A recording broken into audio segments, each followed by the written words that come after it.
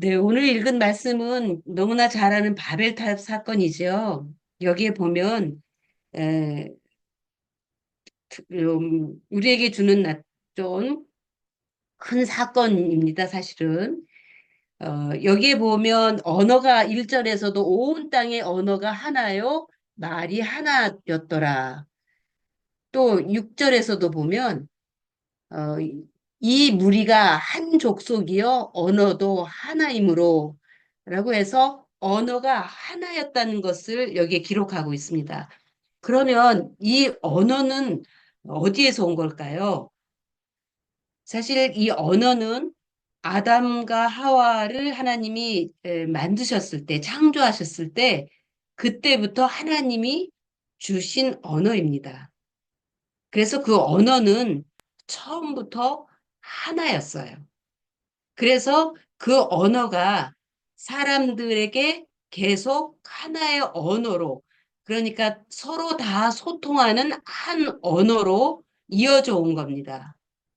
그래서 이제 아담 이후로 많은 그 수십 대가 이렇게 흘러왔지만 그들의 언어는 한 언어로 이어져 온 거죠. 그리고 이 노아의 홍수가 사람들의 죄로 인해서 생각해 보세요. 하나님이 당신이 만드신 그 모든 창조 세계를, 피조 세계를 다 물로 쓸어버릴 만큼 그 당시에 죄악은 굉장히 심각했다고 그럽니다. 그래서 하나님은 노아의 가족만 남기시고 홍수로 모든 인류를 이제 심판했다고 그렇게 나오죠. 그리고 노아의 후손들이 이제 또 태어나고 그들의 족속의 수가 늘어나면서 또 그들은 이제 바벨탑 오늘 창세기 11장까지 그들은 번성하면서 왔습니다.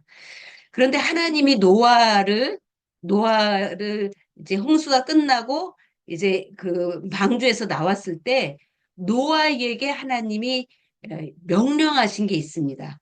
그게 9장 1절입니다. 보면 하나님이 노아와 그 아들들에게 복을 주시며 그들에게 이르시되 생육하고 번성하여 땅에 충만하라라고 합니다. 이 명령과 축복을 주셨습니다. 여러분, 이거는 어디서 들어본 말씀 아닙니까? 우리가 잘 알고 있듯이 창세기 1장 27절, 8절에 아담과 하와에게 복을 주시며 하셨던 그러한 축복입니다. 명령이기도 하고요. 그런데 인류가 심판을 받자 하나님께서는 이제 새롭게 인류의 조상이 된 노아에게 다시금 이 언약을 맺어주시는 거예요. 다시 말하면 이제 노아 너는 너희들의 후손들이 세계 곳곳으로 흩어져서 수많은 민족을 이루고 그들로 이 땅을 다스리게 하라라는 그 명령이죠. 그런데 오늘 읽은 이 말씀 바벨탑 사건은 하나님이 주신 그 명령을 어기고 야, 우리 흩어지지 말자. 흩어지지 말고 우리 모여서 우리의 힘을 강하게 하고 튼튼하게 하고 그리고 우리가 얼마나 위대한 존재인지를 세상에 알리자. 우리의 이름을 알리자. 그러면서 그들은 모이지 않고 성을 쌓고 그 도시를 이루려고 했던 것입니다. 그 사실 하나님께서 아담과 하와에게 흩어져서 어, 땅에 충만하여 이 땅을 다스리라고 할 때 그들이 범죄했죠. 그리고 그의 아들 가인은 동생을 죽였죠. 그래서 하나님으로부터 이제 쫓겨나서 어, 어, 나 에덴의 동편으로 쫓겨가서 거기에 성을 쌓습니다. 사실 하나님은 성을 쌓으라고 하지 않으셨어요. 너희들은 흩어져서 이 땅에 충만하라고 한 거예요. 그런데 그 죄가 오늘 노아의 후손인 이 바벨탑을 짓는 이들에게 다시 똑같은 방법으로 그들은 흩어지지 않고 모인 거예요. 그러면서 탑을 쌓고 그 탑 꼭대기가 하늘에 닿게 하자. 사실 그들이 쌓는 탑은 하늘에 닿을 만큼은 아니죠. 그런데 이들이 그렇게까지 말할 수 있었던 것은 여기에 보면, 4절에 보면, 3절에 보면 벽돌로 돌을 대신하고 역청으로 진흙을 대신하여. 여러분, 전에는 돌로 성을 쌓던데 이들은 벽돌을 만든 거예요. 흙을 구워서 벽돌을 만든 거예요. 그리고 전에는 진흙을 개어서 그거를 말려서 썼는데 이들은 역청을 만들었다고 하는데 이 역청이라는 뜻은 해마르라고 하는 이거는 이 아스팔트 같은 거예요. 그러니까 끓이는 거예요. 끓여가지고 지하에서 있는 것들을 캐가지고 그거를 끓여서 아스팔트처럼 만드는 거예요. 그래서 이 아스팔트라는 말이 여기에서 나온 거거든요. 그러니까 이들은 그들의 건축술이 너무나도 발달한 것을 너무 자부심을 갖고 야, 우리가 탑을 쌓아서 하늘에까지 올라가자. 이런 상황에서 하나님께서 그거를 보시고 하신 말씀이 오늘 6절 말씀입니다. 여호와께서 이르시되 이 무리가 한 족속이요 언어도 하나이므로 이같이 시작하였으니 이후로는 그 하고자 하는 일을 막을 수 없으리라. 그러면 여기에 보면 하나님께서 쟤네들이 지금 경영하고 생각하고 계획하는 일들을 우리가 막을 수 없겠구나. 왜요? 여기에 보면 한 족속이고 한 언어이기 때문에.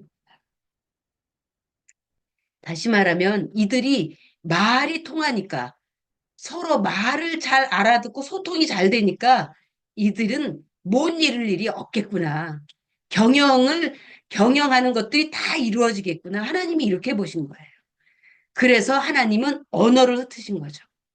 언어를 흩으니까 사람들이 어제까지만 해도 소통이 잘 됐는데 이제는 무슨 말을 하는지 전혀 알아듣지 못하는 거예요. 그러니까 서로 싸우고 다툼을 하다가 다 흩어져 버리는 거예요.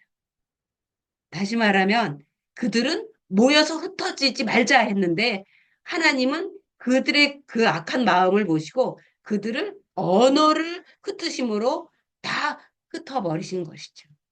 사람은 하나님이 이루시고자 하는 일을 막을 수가 없습니다. 그래서 그들은 그때 이후로 언어가 흩어졌죠. 그래서 모든 민족들이 이제 언어가 다 다르게 쓰고 그리고 서로 소통하는 일이 어려워져서 그들의 악한 경영들이 이루어지지 않았다는 것입니다. 그런데 이게 언제 회복이 되었죠? 혹시 아시겠어요? 이 언어가 회복된 사건이 있습니다. 그거는 오순절 성령 강림 사건입니다. 인간은 죄 때문에 언어가 다 혼잡해져서 언어가 다 달랐어요. 그런데 성령님이 오시니까 그 언어가 하나로 된 거예요. 나는 내 말로 말했는데 듣는 사람은 자기 말로 듣는 거예요. 그러니까 모든 사람이 다 서로 이야기가 통한 거예요. 그래서 우리가 성령을 받게 되면 우리의 언어는 소통하는 언어가 되고 서로 모든 것들을 다 알게 되는 그러한 역사가 일어난다는 거예요. 그러면 여기에 사건을 여기에서 하나님이 하신 말씀 이들이 언어가 하나이므로 이 같은 일을 이제 시작하였다. 이제 시작이 불가하다는 거예요. 이들이 언어가 하나 되면 이들은 계속해서 하나님의 뜻을 거스리고 하나님의 계획을 순종하지 않는 그 일을 앞으로 계속할 거라는 거예요. 그래서 언어를 흩으셨죠. 7절에 보면 자 내려가서 거기서 그들의 언어를 혼잡하게 하여 서로 알아듣지 못하게 하자. 여호와께서 거기서 그들을 온 지면에 흩으셨고 그들이 그 도시를 건설하기를 그쳤다. 도시를 짓지 못하게 했어요. 근데 여러분 참 이상한 그 재미있는 몽골 속담이 있습니다. 징기스칸이 죽으면서 후손들에게 남긴 유언이 있습니다. 그거는 성을 쌓는 자는 망하리라. 이건 놀라운 하나님의 그 계획을 이 섭리를 이 징기스칸이 후손들에게 남긴 거예요. 너희도 성을 쌓으면 망할 것이다라는 거예요. 근데 여기 하나님은 하나님을 거스리는 자들은 도시를 건설하고 흩어지는 걸 막고 그리고 번성하는 거를 막았다는 일이죠. 하나님이 여기에서 하신 말씀을 우리가 역으로 생각해 보면 우리가 소통하면 무슨 일이든지 할 수 있다는 것입니다. 부부간에 소통이 되면 그 가정에 이루어지지 않는 일이 없는 거예요. 회사에서 서로 소통이 되면 이루어지지 않는 일이 없는 거예요. 그런데 그 소통이 안 되기 때문에 일이 이루어지지 않고 부부간에 서로 소통이 되지 않, 말이 통하지 않기 때문에 일이 되지 않는 것입니다. 그런데 이게 인간 사이에 많은 문제는 아니에요. 오늘 우리가 하나님과 소통이 되지 않기 때문에 하나님의 뜻을 이루지 못하고 우리의 기도가 응답되지 않는 거죠. 우리는 하나님과 깊은 소통이 이루어질 때 우리는 하나님의 모든 경영을 다 이룰 수 있습니다. 같은 원리입니다. 그런데 하나님과 소통이 된다는 게 뭔가요? 말이 통한다는 게 뭘까요? 말하는 말의 내용을 몰라서입니까? 그거 아니죠. 말의 뜻을 알아듣는다. 그러니까 내가 말하고자 하는 의미를 저 사람이 그거를 캐치해서 그것을 우호적으로 받아들인다는 거예요.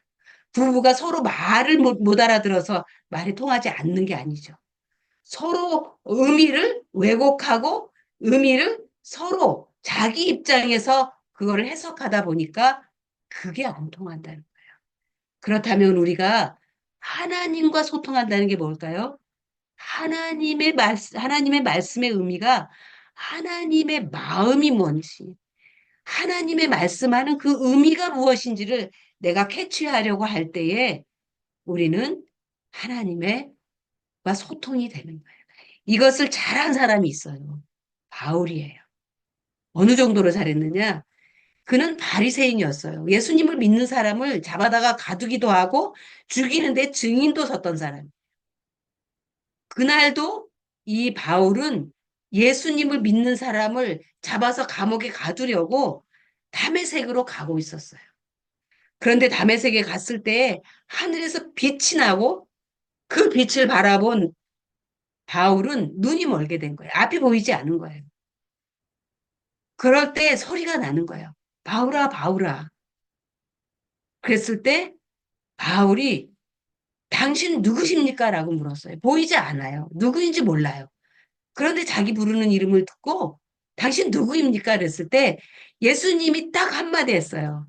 나는 네가 핍박하는 예수다라는 말 한마디 했어요. 그런데 바울이 어떻게 했습니까? 즉시 그 말을 알아들었습니다.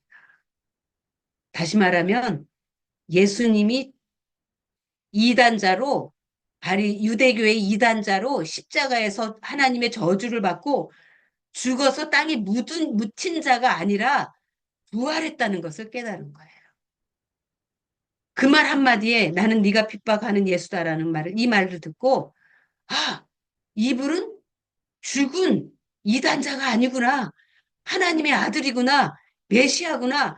부활한 자구나. 즉시 깨달은 거예요. 이게 하나님과 소통이 되는 모습인 거예요. 오늘 우리가 하나님의 말씀을 읽을 때에 그 의미를 깨닫는 거예요. 하나님의 아들이 나를 위해서 행하신 일이구나. 하나님의 아들이 나에게 말씀하시는구나. 천지를 창조하신 분이 그 창조의 능력으로 나에게 말씀하시는구나. 그분이 내 기도를 들으시는 분이구나. 그걸 알아듣는 거예요. 오늘 언어가 혼잡해지면 일이 되는 일이 없지만 소통하면 모든 일이 다 된다고 하신 이 하나님의 말씀처럼 저희는 우리가 우리 교회 안에서 서로 이런 소통이 일어나기를 바라고 그 일은 성령님이 하시죠. 우리가 성령님을 통해서 하나님과 소통하는 우리 하나님의 자녀들이 되어서 정말 우리가 간절하게 기도하는 것 그리고 우리가 이루고자 하는 하나님의 그 일들을 정말 그 경영들이 아주 많은 결실과 열매를 맺는 그러한 우리가 됐으면 참 좋겠습니다. 그래서 이 노아의 후손들은 탑을 쌓으며 하나님의 뜻을 거슬렀지만 이제는 우리가 하나님과 소통함으로 하나님의 뜻을 이루고 이 땅에 하나님의 이름을 자기의 이름이 아닌 하나님의 이름을 널리 널리 선포하는 우리 기류의 교회 모든 성도들이 되기를 축복합니다. 우리 같이 기도하시겠습니다.